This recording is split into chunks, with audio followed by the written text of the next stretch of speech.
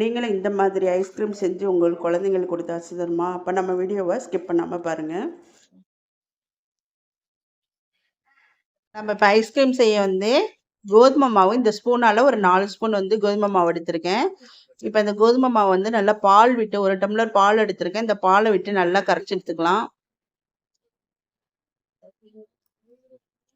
நல்லா கட்டிகள் இல்லாமல் நல்லா கரைச்சி எடுத்துக்கணும். இப்போ இந்த அளவு வந்து கட்டிகள் இல்லாமல் நல்லா வந்து கரைச்சி எடுத்துக்கணும். ஏற்கனவே நான் வந்து ஒரு 1/2 லிட்டர் பாலை வந்து காய்ச்சி ஆற வச்சு வச்சுருக்கேன். இப்போ இதில் ஊற்றிட்டு நம்ம மறுபடியும் வந்து ஒரு தடவை காய்ச்சி எடுத்துக்கலாம். பார்த்தீங்கன்னா 2 ஹாப்பி பிஸ்கட் எடுத்திருக்கேன். இந்த ஹாப்பி பிஸ்கட்டை நல்லா பொடி பண்ணி நம்ம இப்போ ஐஸ்கிரீம் செய்ய யூஸ் பண்ணிக்கலாம். இப்போ வந்து ஹாப்பி பிஸ்கட்டை நல்லா தூளாக அடித்து வச்சுருக்குறோம்.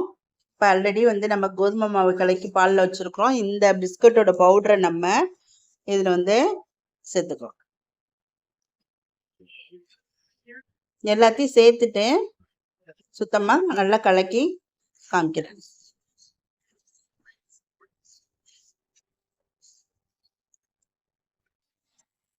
இப்போ பார்த்தீங்கன்னா நான் ஒரு 1/4 லிட்டர் வந்து பால் எடுத்திருக்கேன். பால் நல்லா கொதிச்சிட்டு இருக்கு. இந்த பாலில் வந்து நம்ம ஒரு 2 ஸ்பூன் வந்து நம்ம சுகர் போட்டுக்கலாம். உங்களுக்கு எவ்வளோ தேவையோ அவ்வளோ போட்டுக்கலாம்.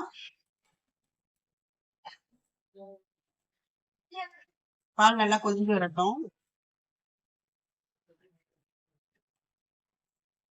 பால் வந்து நல்லா சர்க்கரை வந்து பால் நல்லா கரைஞ்சி வரணும்.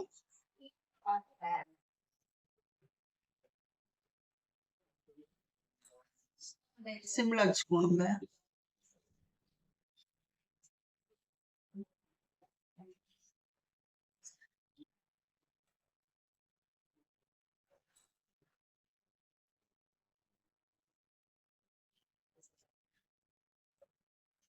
இப்ப பாத்தீங்கன்னா நம்ம கோதுமை மாவு பிஸ்கட் எல்லாம் வந்து கலந்து நான் அடிச்சு வச்சிருக்கேன். தெரியும் உங்களுக்கு. அதை நம்ம இப்ப இந்த கொதிக்கிற பால் நம்ம ஊத்திடலாம்.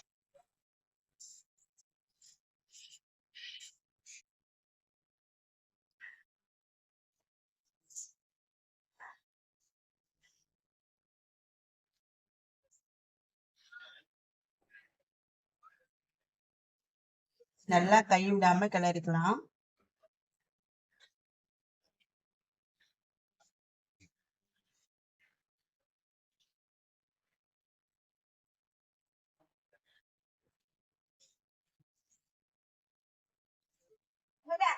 ஏற்கனவே வந்து பால் வந்து கொதிஞ்ச பால், அதனால வந்து ஒரு 2 நிமிஷம் வந்து கொதிச்சா போதும்.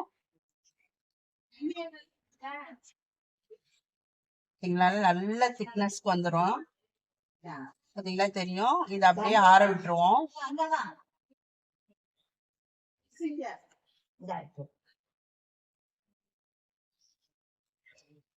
இப்போ வந்து நம்ம ஸ்டவ் ஆஃப் பண்ணிடுவோம். ஏன்னா இந்த அளவுக்கு கொதிஞ்சு வந்துருச்சு. இப்போ வந்து நம்ம ஸ்டவ் ஆஃப் பண்ணிக்குவோம்.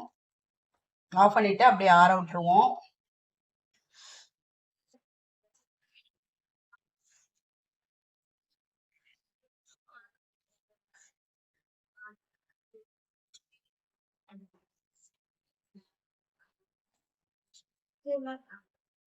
இப்போ பார்த்தீங்கன்னா நல்லா ஆறி இருக்கு. இந்த கலவையை நம்ம மிக்ஸி ஜாருக்கு மாத்திடுவோம். மாத்திட்டு நல்லா அடிச்சுட்டு ஒரு தடவை அடிச்சா போதும் இப்போதைக்கு. அப்புறம் வந்து ஒரு 2 ஹவர்ஸ் நம்ம ஃப்ரீசருக்குள்ள வச்சுட்டு அதுக்கப்புறம் நம்ம அடிச்சிடலாம். இப்போ ஃபுல்லாக நான் ஊற்றிட்டு அடிச்சுட்டு காமிக்கிறேன் உங்களுக்கு. இப்போ நம்ம 2வதும் அடித்து எடுத்துகிட்டு வந்துட்டோம். இப்போ இதையும் நம்ம ஊற்றிக்குவோம். ஊற்றிட்டு இப்போ ஒரு 2 மணி நேரம் நம்ம ஃப்ரீசருக்குள்ள வைக்க போகிறோம். இப்போ நம்ம ஒரு 2 மணி நேரம் வந்து ஃப்ரீசருக்குள்ள வச்சுருவோம். இதில் ஒரு மூடி போட்டு வச்சுருவோம். 2 மணி நேரம் கழித்து நம்ம இதை பார்க்கலாம். நல்லா ஒரு மூடி போட்டு வச்சுருவோம். பார்த்தீங்கன்னா ஒரு 2 ஹவர்ஸ் வந்து கம்ப்ளீட் ஆயிடுச்சு. ஓரளவுக்கு வந்து கெட்டியாயிடுச்சு. இதை நம்ம மறுபடியும் வந்து ஒரு மிக்ஸி பவுலுக்கு மாற்றிட்டு இன்னொரு தடவை அரைச்சிட்டு நம்ம வந்து மறுபடியும் உள்ளுக்கு வச்சுருவோம். இப்போ வந்து செகண்டாக நம்ம மிக்சியில் வந்து ஒட்டி எடுத்துட்டோம். இப்போ இதெல்லாம் ஊற்றி வச்சிடணும். அவ்வளோதான். ஒரு 12 மணி நேரம் இருக்கட்டும். சூப்பரான ஐஸ்கிரீம் நமக்கு ரெடி ஆயிடும். இதில் வந்து நம்ம கோதுமை ஹாப்பி பிஸ்கட் சேர்த்துருக்கிறதுனால உங்களுக்கு இந்த கலர் நமக்கு தெரியுது. ஆனால் கோதுமை வாசனை கொஞ்சம் கூட வரல. ஏன்னா நல்லா வந்து பாலில் போட்டு நல்லா காய்ச்சிடுறோம். அதனால நமக்கு கொஞ்சம் கூட அந்த கோதுமை வாசனையும் அந்த பிஸ்கட் வாசனை கூட அந்த அளவுக்கு வரலை. நான் இன்னும் எசன்ஸ் எல்லாம் எதுவுமே ஊற்றலை. இந்த மாதிரி ட்ரை பண்ணி பாருங்கள். கண்டிப்பாக இந்த ஐஸ்கிரீம் செஞ்சு பாருங்கள். எப்படி இருக்குன்னு சொல்லிட்டு கமெண்ட் பாக்ஸில் கமெண்ட் பண்ணுங்கள். வீடியோஸ் பிடிச்சிருந்தா லைக் பண்ணுங்கள், ஷேர் பண்ணுங்கள். அப்படியே நம்மளோட சேனலையும் சப்ஸ்கிரைப் பண்ணிக்கோங்க. தேங்க்யூ. தேங்க்ஸ் ஃபார் வாட்சிங்.